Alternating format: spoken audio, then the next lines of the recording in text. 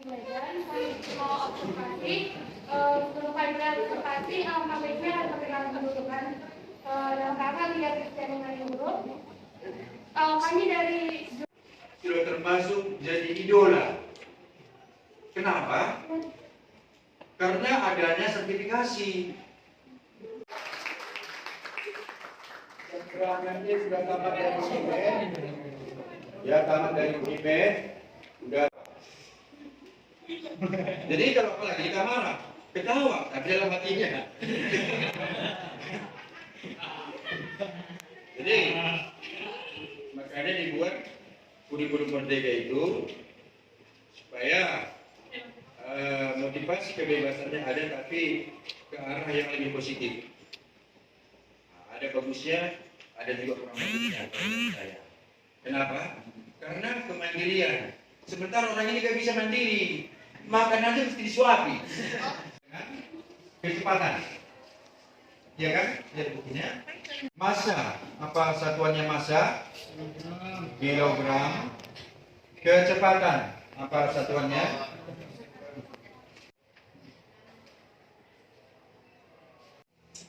Ini impuls. Atau nanti lebih jelas lagi, impuls itu adalah perubahan momentum. Jadi perubahan momentum itu maksudnya, jika suatu benda itu misalnya mengalami momentum, maka ada istilahnya itu momentum awal dan ada momentum akhir. Jadi kalau ada misalnya perubahannya apakah ya F sama dengan M dikali A, massa dikali percepatan.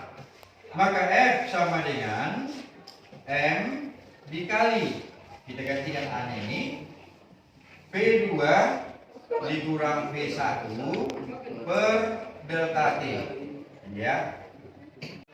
Kecepatan mula-mula P1, kemudian waktunya, kemudian P2, yang bedanya apa? Momentum awal mobil. B, momentum mobil setelah direm selama 10. Jadi kami mewawancarai pertanyaan pertama, bagaimana Bapak menilai kemajuan akademik siswa-siswa Bapak dari pembelajaran? Kemajuannya sih ada, tapi harus kita berikan motivasi terus. Kalau kita berikan, sanggup kita memberikan motivasi dan nasihat terus, maka kemajuan pembelajarannya pasti ada. Apa strategi pengajaran yang Bapak terapkan untuk membuat siswa lebih mudah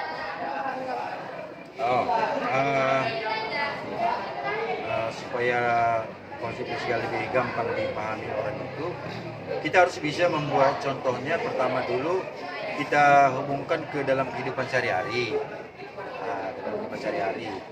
Jadi kalau kita misalnya hubungkan ke kehidupan sehari-hari, orang itu bisa cepat nangkap. Kemudian setelah itu supaya lebih jelas lagi, ya dibawa ke lab praktikum. Yang ketiga, bagaimana Bapak mengintegrasikan eksperimen atau praktikum dalam pengajaran siswa? Caranya begini, terlebih dahulu diberikan dulu materi teori,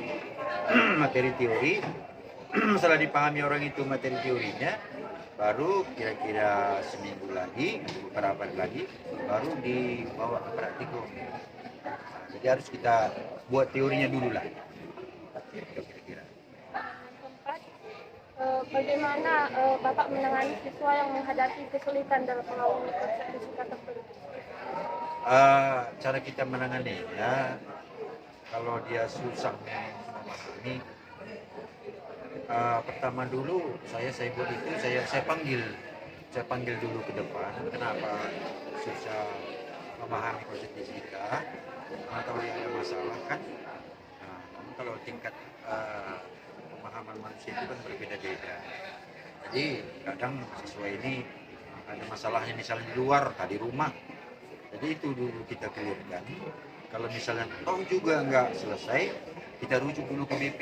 Nah, udah bolak-balik saya buat begitu, sepertinya ada perubahan, sangat signifikan ada perubahan.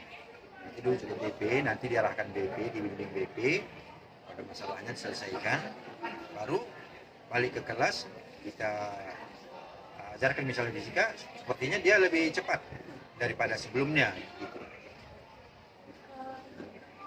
Pertanyaan terakhir ya Pak. Bagaimana Bapak memberikan contoh kegiatan atau proyek yang melibatkan penerapan fisika dalam kehidupan sehari-hari agar siswa dapat melihat relevansi materi yang dipelajari? Oh, itu kan nggak semua materi pelajaran yang bisa kita hubungkan ke dalam kehidupan sehari-hari. Misalnya pada waktu itu apa besaran satuan terutama pada alat ukur.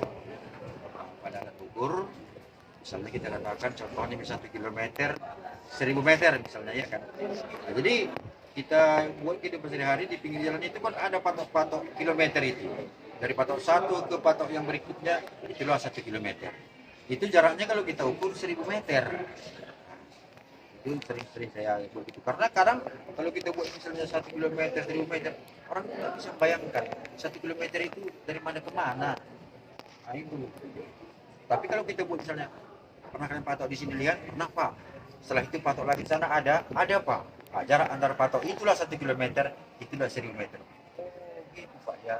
Itu maksud 1 kilometer.